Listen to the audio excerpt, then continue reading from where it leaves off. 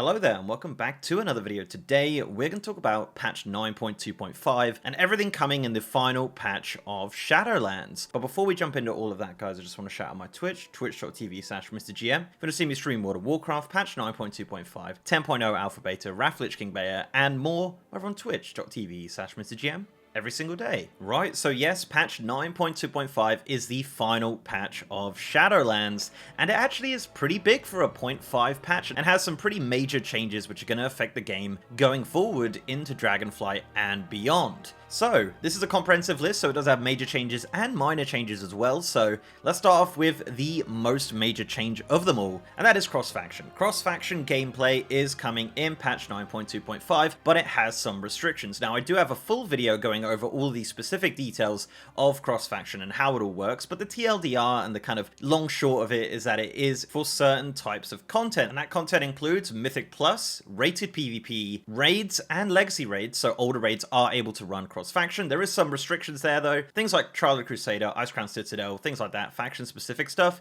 won't be available at the launch of cross-faction, but the majority of legacy raids will be available. Now, what you can't do in cross-faction is outdoor world content, any matchmaking activities like LFR, normal heroic dungeons, skirmishes, random battlegrounds, all of that stuff is going to be specific factions still, and guilds will also remain single faction.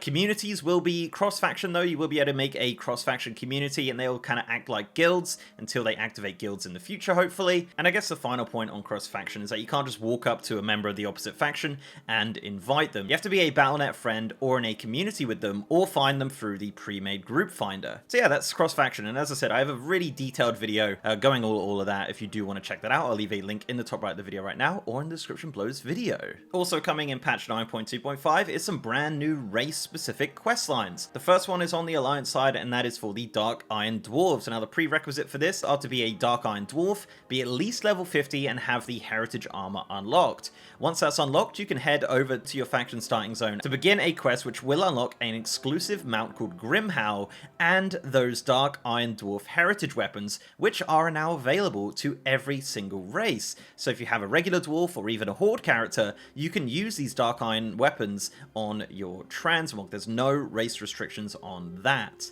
The other questline is for the Horde, and that is a Blood Elf exclusive questline, but it does have some extra things for being a Blood Elf Paladin. Now, this questline does start in Oribos, and it is pretty good. No spoilers, I don't want to give away too much here, but it is really cool with a lot of voice acting and some characters that we haven't seen in a very long time. Definitely worth checking out if you are a Blood Elf. Now, the prerequisite for this is to be a Blood Elf and have exalted reputation with Silvermoon City. The rewards for this are a mount and a polearm transmog, but if you are a Blood Elf Paladin, you actually get the exclusive Blood Knight transmog, which is a recolor of the Antorus set in a red variant, making you look like a Blood Knight with that brand new polearm as well. And that polearm is available to transmog on any race or class as long as you can use a polearm. So yeah, you can use the Blood Knight polearm any way you like, but the Blood Knight set is specifically Blood Elf Paladin. What else is there? Well, you have a brand new arena. You have the Enigma Arena. The Zereth Mortis Arena is finally being activated in patch 9.2. Now, they did just announce that the kind of moving pylons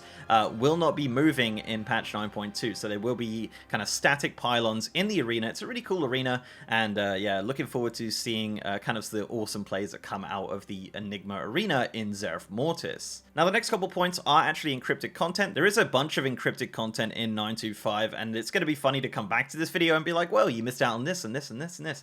But I do have a video going over what potentially some of this encrypted content might be. Again, top right of the video if you want to check that out, or in the description below. But yeah, Tirisfal Glades is getting an update. It's getting kind of a post-blight update, and we're going to be able to see what this zone looks like with kind of a rebuilt Brill and some of the blight from the Battle for Lordaeron going away. On top of that, there is also a questline which does involve Kalia Menethil, which is for the Horde and Alliance, but again, we don't have specific details on that, just the fact that we know that it exists, and it will be in patch 9.2.5, but it is currently encrypted. The final major change that I could find in patch 9.2.5 is the fact that Torghast will have all of its wings open at all times in patch 9.2.5. So that's really good if you want to go back and do some of the achievements, or you just want to do it for funsies.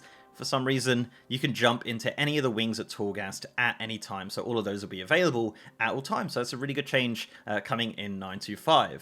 So let's jump into some of the minor changes coming in patch 9.2.5. So the first one is a brand new stay a while and listen with an old character that we haven't seen in a very long time, and that is Khadgar. Yes, Khadgar is returning in 9.2.5 very briefly for a stay a while and listen in Ouroboros. Now, I'm not going to give away what they talk about, but it is voice acted and animated, so you can check that out in Ouroboros once the patch launches. Another minor or major change, depending on how you look at it, is a brand new reporting system is coming to the game in 9.2.5. The right-click report system is now a little bit more detailed than it was previously, with a brand new UI and a lot more options to report people, and it looks pretty good, but you know, with most reporting systems, it's only as good as how they act on it. So hopefully this is kind of a new change for reporting in World of Warcraft, and we'll have to see how that works out in 9.2.5. This reporting system will also be in Wrath of the Lich King Classic, if you're wondering. So yeah, that's going to be across the board in all versions of World of Warcraft. Speaking of policing in World of Warcraft, they also have a brand new social contract which will come up on the character select screen, which you have to read and accept if you want to play World of Warcraft. If you don't accept it, you just get exited out of the game. This is a super controversial topic. There's been some hot takes on this for sure, but the social contract is coming in, which is essentially just a reworded TOS.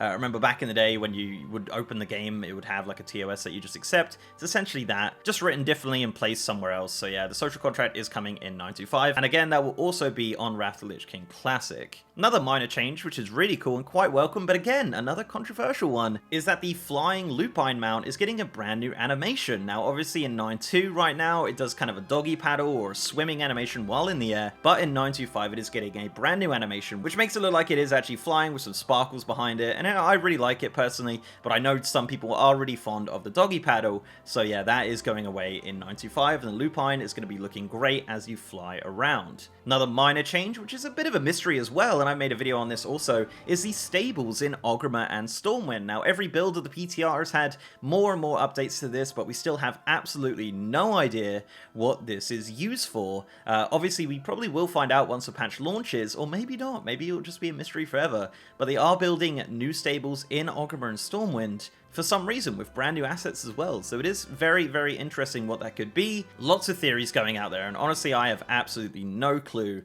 what it is, and I guess we'll find out once the patch launches. And that's pretty much it. That's pretty much what we know so far of patch 9.2.5. Obviously, the big hitters here are the cross-faction and the Dark Iron Dwarf questline and the Blood Elf questline, but again, there's so much encrypted content in here that it could be an even bigger patch than we're anticipating. So definitely come back to this video once it launches and tell me how wrong I was about the encrypted content, and I guess we'll find out what happens when patch 9.2.5 launches. As of right now, as of recording this video, we do not have a release date, unfortunately, but from my testing on the PTR, it definitely feels like we are getting to the end of the testing cycle. They are also testing Season 4. Season 4 and patch 9.2.5 are not mutually exclusive. Patch 9.2.5 can launch during Season 3, and it probably will launch during Season 3, so you don't need to wait till Season 4 for patch 9.2.5. However, they might just put them together. I don't know. I will have to see what happens once they do announce that release date. So yeah, guys, thank you very much for watching. Do let me know down below what you think of patch 9.2.5. Are you excited for cross-faction? I sure am. I think it's going to be a lot of fun, and all the other bits of this patch seem fun as well.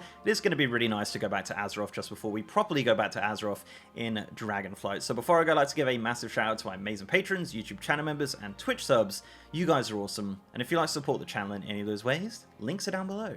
So leave a like on this video, guys, if you liked it, and subscribe if you haven't. I've also got a partner Discord channel with over 3,000 members. And as I said, I'm now streaming on twitch.tv/MrGM. I'm going to see me streaming World of Warcraft, patch 9.2 PTR, 10.0 Alpha Beta, which is coming very soon, and of course, Wrath of the Lich King Beta. It's going to be a lot of fun over on my Twitch, so please do check it out at twitch.tv/MrGM every single day.